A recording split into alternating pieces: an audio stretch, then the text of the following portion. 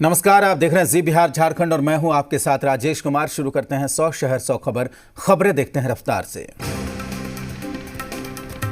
JDU के उम्मीदवारों का ऐलान आज संभव। पटना जेडीयू दफ्तर में होगी पीसी। जेडीयू के कई बड़े नेता रहेंगे मौजूद। महागठबंधन से अलग होने के बाद वीआईपी ने एनडीए का दामन थाम लिया है। बीजेपी ने अपने कोटे से वीआईपी को 11 विधानसभा की सीटें दी। मुकेश सहनी ने कहा है कि आरजेडी और कांग्रेस दोनों दलों ने अति पिछड़ा वर्ग को धोखा देने का काम किया। उन्होंने नीतीश के नेतृत्व में एनडीए की जीत का संकल्प लिया। राज बल्लभ यादव और अरुण यादव की पत्नियों ने मोर्चा संभाल लिया है। बाढ़ से आनंद सिंह के अलावा उनकी पत्नी ने भी पर्चा दाखिल कर दिया है। गया के इमामगंज विधानसभा क्षेत्र से पूर्व मुख्यमंत्री जीतन राम मांझी ने हिंदुस्तानी अवाम मोर्चा से नामांकन किया। महागठबंधन की तरफ से पूर्व स्पीकर उदय नारायण चौधरी भी यहां से चुनाव लड़ रहे हैं। मुंगेर की जमालपुर विधानसभा सीट से ग्रामीण कार्य मंत्री और जेडीयू के नेता शैलेश कुमार ने अपना नामांकन का पर्चा दाखिल किया। बाहर निकलने पर समर्थकों ने माला पहनाकर जिंदाबाद के नारे लगाए।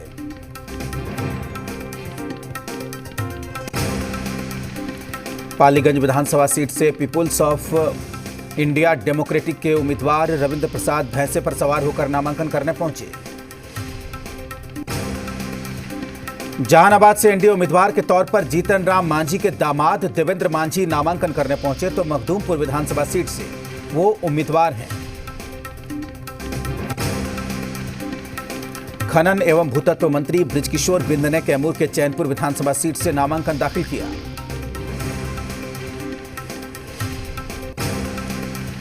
अंतर्राष्ट्रीय निशानेबाज गोल्डन गर्ल श्रेयसी सिंह ने बीजेपी उम्मीदवार के तौर पर जमुई विधानसभा सीट से अपना नामांकन दाखिल किया और चुनाव जीतने के बाद क्षेत्र का विकास करने की बात कही। शेखपुरा के बरबीघा विधानसभा सीट से बरबीघा विधायक सुदर्शन कुमार ने जेडीयू के टिकट से अपना नामांकन दाखिल किया। बक्सर में कांग्रेस उम्मीदवार संजय तिवारी ने नामांकन किया। जीत के दावे के साथ तेजस्वी को बताया मुख्यमंत्री का उम्मीदवार।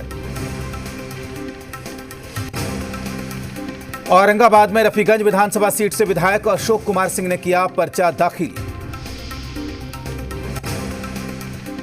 औरंगाबाद में आरजेडी उम्मीदवार पूर्व विधायक मोहम्मद नेहालुद्दीन ने अपना पर्चा दाखिल किया। एनडीए के विकास के दावों को ढपोर शंकी बताते हुए कहा कि अगर उन्हें मौका मिला तो जनता के विश्वास पर खरा उतरेंगे। नौगछिया में लापता युवक का शव बरामद। परिवार वालों ने काफी खोजबीन की लेकिन कुछ भी पता नहीं चल पाया। पटना सिटी में पुलिस ने 6 लुटेरों को गिरफ्तार किया है। राहगीरों से लूटपाट करने वाले गिरोह के सदस्यों से पुलिस पूछताछ कर और जानकारी जुटा रही है। बेतिया में अज्ञात अपराधियों ने एक स्वर्ण कारोबारी की हत्या कर दी। घटना के विरोध में शहर के सभी स्वर्ण कारोबारियों ने अपनी अपनी दुकान बंद कर पुलिस से हत्यारे की गिरफ्तारी की मांग की। कैमूर के दुर्गावती थाना इलाके में लावारिस ट्रक से ड्राइवर का शव मिलने के मामले का पुलिस ने खुलासा कर दिया। ड्राइवर की ओर से बार बार डांटने से नाराज होकर खलासी ने चालक की हत्या कर दी।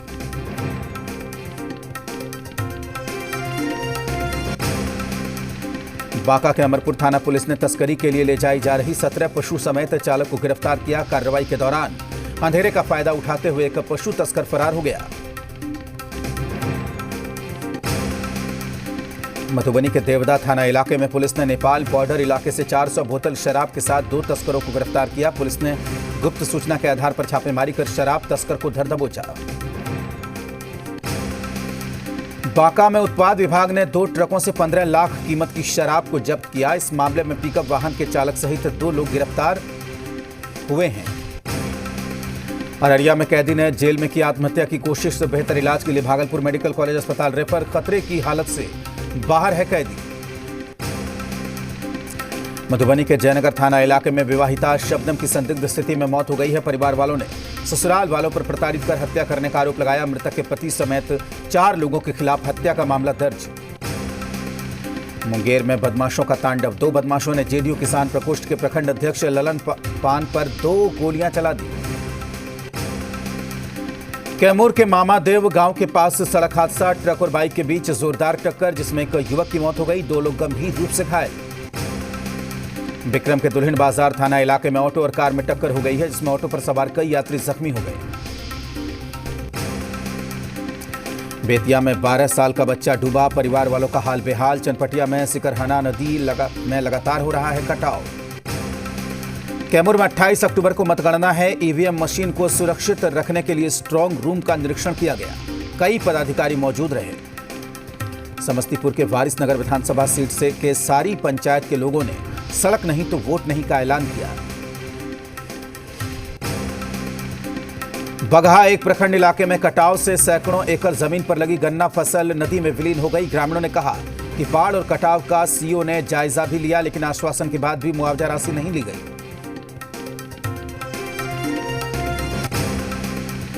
रांची में कांग्रेस प्रदेश अध्यक्ष रामेश्वर उरांव की अध्यक्षता में कांग्रेस प्रदेश चुनाव समिति की बैठक।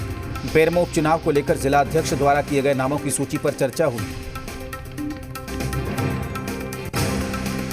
झारखंड में 2 सीट के लिए उपचुनाव होना है। प्रदेश अध्यक्ष दीपक प्रकाश का कहना है कि बीजेपी प्रदेश चुनाव समिति के अनुशंसा को आज दिल्ली भेज रहे हैं। महागठबंधन में जेएमएम को जगह नहीं देने पर झारखंड बीजेपी के प्रदेश अध्यक्ष दीपक प्रकाश ने निशाना साधा। कहा, आरजेडी के डीएनए में झारखंड विरोध है। झारखंड कांग्रेस के कार्यकारी अध्यक्ष राजेश ठाकुर ने कहा कि डीएनए शब्द की उत्पत्ति नीतीश कुमार ने की थी और अपना नाखून और बाल बीजेपी के पास भेजा था। झारखंड आरजेडी ने भी पलटवार किया। आरजेडी के प्रदेश प्रवक्ता अनीता यादव ने बीजेपी पर निशाना साधा। उन्होंने कहा कि जिसका डीएनए खुद खराब है वो दूसरों की बात न करें। झारखंड सशस्त्र पुलिस बल में सफल रहे कुछ अभ्यर्थियों का अब तक रिजल्ट जारी नहीं हुआ। जल्द नतीजे घोषित करने की मांग को लेकर अभ्यर्थियों ने रांची के मोरहाबादी मैदान में धरना देना शुरू कर दिया है। रांची पुलिस को आईपीएल को लेकर सट्टेबाजी की खबर मिली है। पुलिस ने युवाओं को सट्टेबाजी से दूर रहने की सलाह दी और कहा, जो भी लोग इस गैम्बलिंग में शामिल होंगे उन पर कार्रवाई होगी। रांची के नामकुम थाना इलाके से छापेमारी कर 11 लोगों को गिरफ्तार किया गया है। इनके पास से 1,37,000 रुपए भी बरामद किए गए। लातेहार में 31 लड़कियों का रेस्क्यू किया गया। मानव तस्करी के चंगुल से 31 लड़कियों को बचाया गया। तस्कर सभी लड़कियों को तमिलनाडु लेकर जा रहे थे। 9 नाबालिग लड़कियां हैं। ट्रक ड्राइवर और खलासी को गिरफ्तार कर लिया गया तो ट्रक को जब्त कर लिया गया।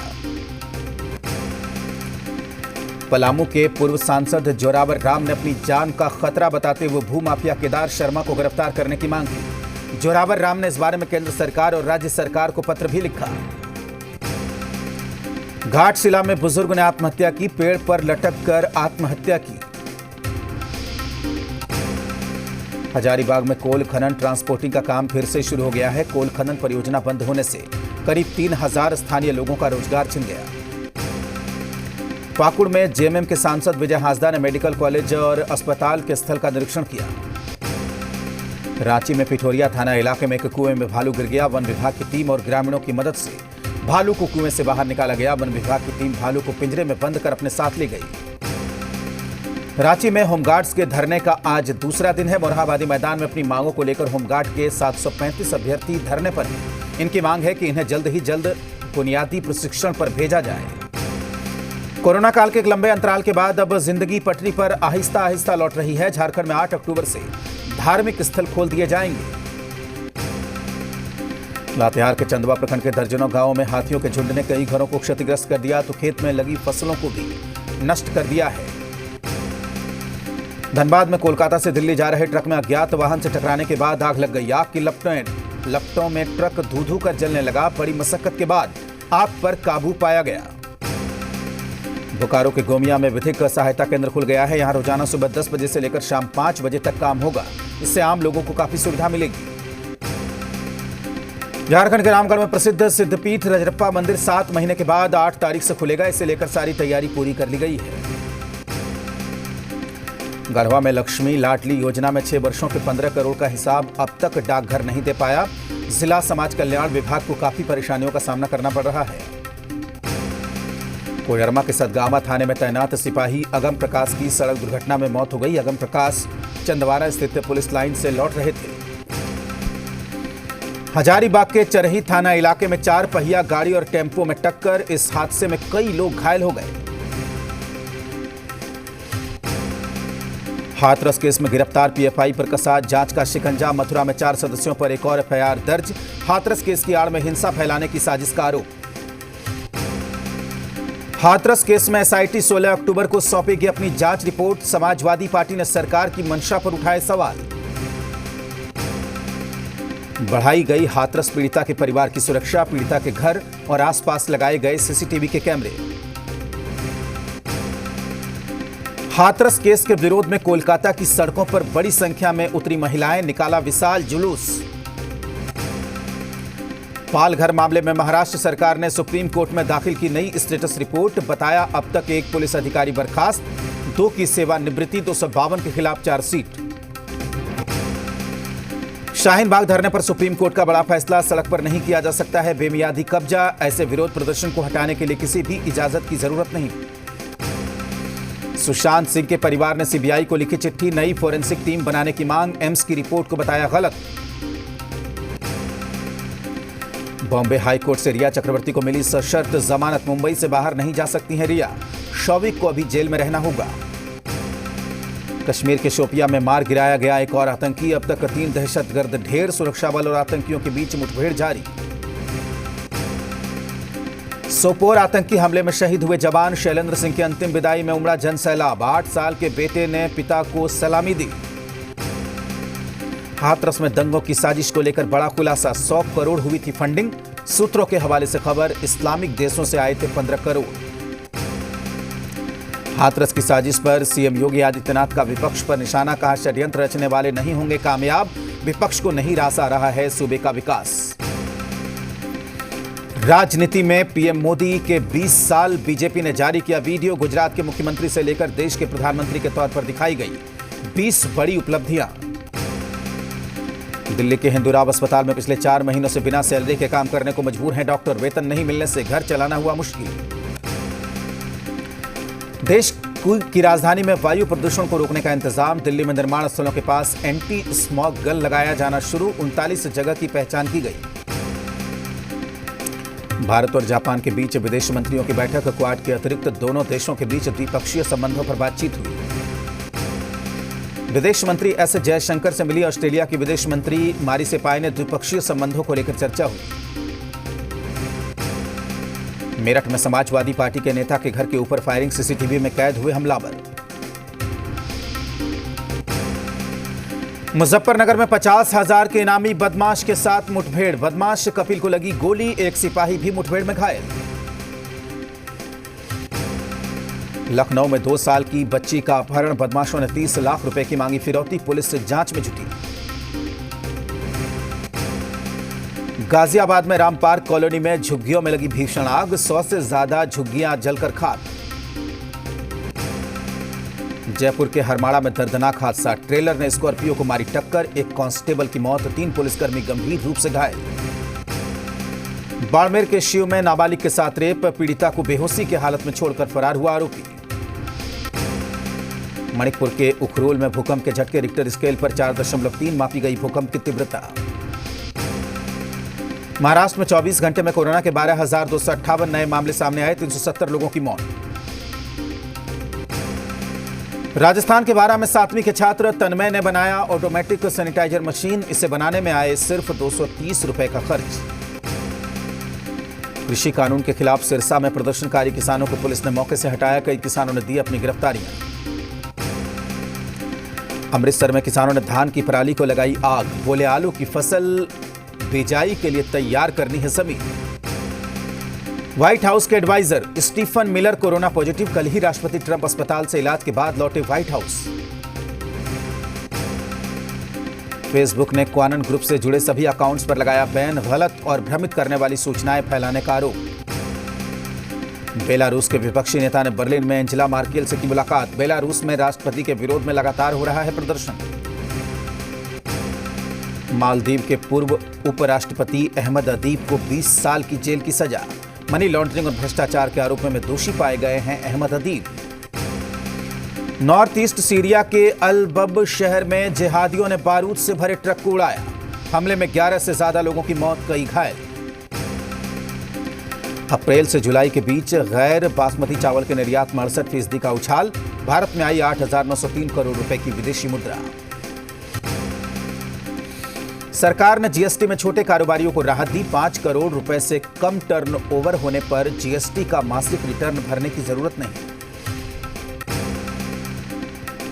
लिखिता आईपीओ में पैसे लगाने का आज आखिरी दिन। लिखाता का इश्यू आज हो जाएगा बंद। एंजल ब्रोकिंग का शेयर 10% डिस्काउंट पर हुआ लिस्ट। एनएसई पर 306 रुपए के इश्यू प्राइस की जगह 275 रुपए पर हुआ लिस्ट। मोबाइल फोन बनाने के लिए एप्पल, सैमसंग समेत 10 कंपनियों को मिली मंजूरी। अगले 5 सालों में बनेंगे 10.5 लाख करोड़ रुपए के स्मार्टफोन। आईपीएल के चलते भारतीय टीम के ऑस्ट्रेलिया दौरे में बदलाव। अब टीम इंडिया के दौरे का आगाज वनडे सीरीज से किया जाएगा। सड़क हादसे में घायल अफगानिस्तान के इंटरनेशनल बल्लेबाज नजीब ताराकाई का निधन। 2 अक्टूबर को सड़क हादसे में घायल हो गए थे। राजस्थान रॉयल्स के कप्तान स्टीव स्मिथ पर लगा 12 लाख रुपए का जुर्माना। मुंबई के खिलाफ स्लो ओवर करने पर लगा फाइन। केदारनाथ के डायरेक्टर अभिषेक कपूर के साथ काम करेंगे आयुष्मान खुराना। इस अनाम फिल्म में एथलीट की भूमिका में नजर आएंगे। टीवी सीरियल नागिन 5 के सेट पर कोरोना का कहर। शो के लीड एक्टर शरद मल्होत्रा के अलावा डायरेक्टर भी covid positive. Baahubali fame director SS Rajamouli ने शुरू की RRR की शूटिंग। फिल्म में जूनियर एनटीआर, रामचरण, अजय देवगन और आलिया भट्ट। 7 महीने के बाद सेट पर लौटी गंगूबाई काठियावाड़ी की टीम। मुंबई में फिल्म सिटी में लगा है गंगूबाई काठियावाड़ी का सेट। Superhit guitarist Eddie Van Halen की 65 साल की उम्र में निधन। कैंसर से जूझ रहे थे।